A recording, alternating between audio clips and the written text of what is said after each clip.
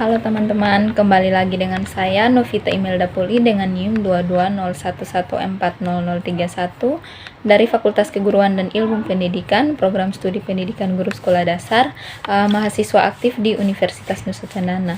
Nah teman-teman, pada pertemuan kita kali ini saya akan membahas tentang esensi kurikulum 2013 IPS SD kelas tinggi.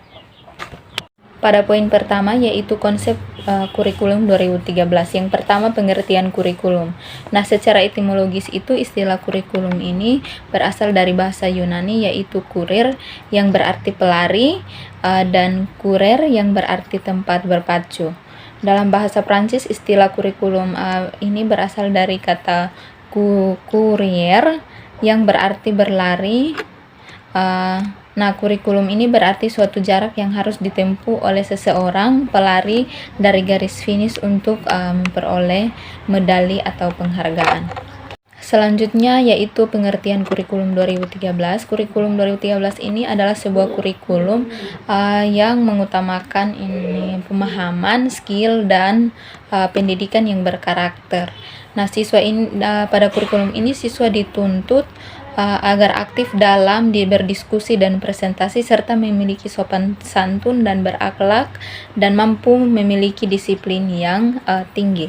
Dua yang akan saya bahas yaitu pendidikan ilmu pengetahuan sosial. Yang pertama, pengertian ilmu pengetahuan sosial ini adalah suatu bahan kajian yang terpadu yang menimpakan penyederhanaan, adaptasi, seleksi, dan modifikasi dari yang diorganisasikan dari konsep-konsep dan keterampilan-keterampilan sejarah, biografi, sosiologi, antropologi, dan ekonomi. Yang kedua, pengorganisasian isi materi IPS. Pengorganisasian pembelajaran adalah suatu konsep di mana organisasi dianggap mampu untuk terus-menerus melakukan proses pembelajaran mandiri atau self-learning, sehingga organisasi tersebut memiliki kecekatan berpikir dan bertindak dalam merespon beragam perubahan yang muncul.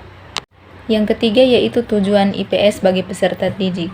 Nah, IPS ini bertujuan untuk mengembangkan sikap belajar yang baik. Artinya dengan belajar IPS ini, anak memiliki kemampuan menyelidiki untuk menemukan ide-ide, konsep-konsep baru sehingga mereka mampu melakukan perspektif untuk masa depan yang akan datang. Selanjutnya, poin berikut yaitu karakteristik peristiwa, fakta, konsep, dan generalisasi. Nah, yang pertama, karakteristik pembelajaran IPS SD pada kelas tinggi. Nah, itu apabila kita perhatikan dengan teliti dan cermat, itu inti proses pembelajaran siswa kelas tinggi atau kelas 4, 5, dan 6 di sekolah dasar atau SD adalah merupakan suatu proses pembelajaran yang dilaksanakan secara logis dan sistematis untuk membelajarkan tentang konsep dan generalisasi sehingga penerapannya dapat dilaksanakan oleh siswa kelas tinggi di sekolah dasar.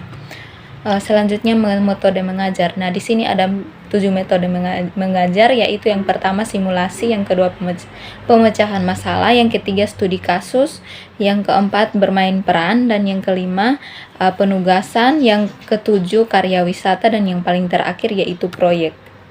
Selanjutnya, peristiwa. Peristiwa ini merupakan suatu kejadian yang benar-benar pernah terjadi, tetapi masih perlu dibuktikan kebenarannya. Hal ini dikarenakan peristiwa biasanya sudah menjadi sejarah, yakni kejadian yang sudah terjadi di masa lalu. Peristiwa yang telah diuji kebenarannya itulah yang disebut dengan fakta.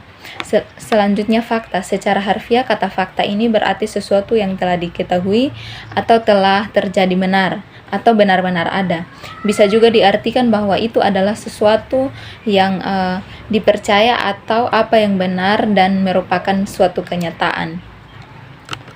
Selanjutnya, konsep. Nah, konsep adalah suatu istilah yang pengungkapan abstrak yang digunakan untuk bertujuan mengklarifikasikan atau mengkategorikan suatu kelompok dari suatu benda. Misalnya itu kita katakan binatang klarifikasi dari jenis-jenis makhluk yang disebut di atas. Dan juga jika kita sebutkan kata keluarga, maka ke dalam konsep keluarga itu termasuk ada bapak, ada mama, ada anak-anak, ada saudara, dan lain sebagainya. Selanjutnya yaitu generalisasi. Hubungan antar peristiwa, fakta, konsep, dan generalisasi dapat disimpulkan bahwa konsep menghubungkan fakta-fakta dan generalisasi menghubungkan beberapa konsep. Dengan hubungan itu terbentuklah pola hubungan yang mempunyai makna yang menggambarkan hasil pemikiran yang lebih tinggi. Hasil pemikiran tersebut bisa merupakan kemungkinan yang akan terjadi atau ada kepastian. Sekian materi singkat yang saya bawakan bagi kita. Sampai jumpa pada video selanjutnya atau materi selanjutnya.